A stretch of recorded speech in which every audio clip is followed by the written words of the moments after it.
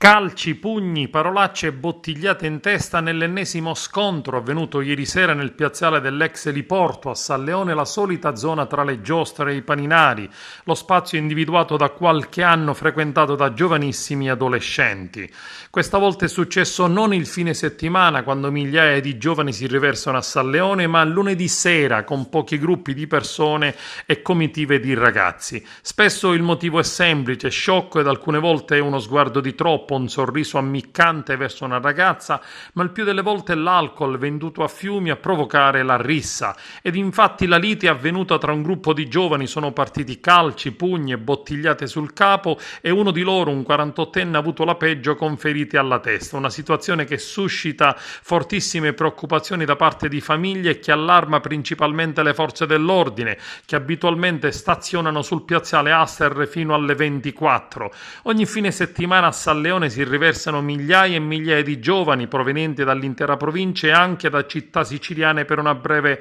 vacanza. È opportuno far presente che su decisione del Comitato per l'Ordine e la Sicurezza presieduto dal prefetto Cocciufa, numerose pattuglie di forze dell'ordine sono parcheggiate al piazzale Aster fino a una certa ora e garantiscono, ove possibile, la presenza e la sicurezza ai cittadini, ma sarebbe più efficace distribuire gli uomini in perlustrazioni di zona per prevenire e vigilare con maggiore attenzione. La causa della risa questa volta non la conosciamo, ma spesso è uno sguardo malandrino, un sorriso di più surriscaldato dall'alcol, dal fumo e dalla droga che distrugge il nostro organismo provocando l'esaltazione e la violenza. Quando poi la zuffa avviene dopo le 24, quando non c'è più anima viva o presenza di polizia o carabinieri, allora tutto si trasforma e si ingigantisce. Dalla mezzanotte in poi c'è l'anarchia, basta farsi un giro in alcune zone ben frequentate dai ragazzi, assistere a continui litigi tra ragazzi con bottiglie di birra, vino o alcol tra le mani che scorazzano a piedi o con le moto sul viale delle dune ad altissima velocità e sulle spiagge.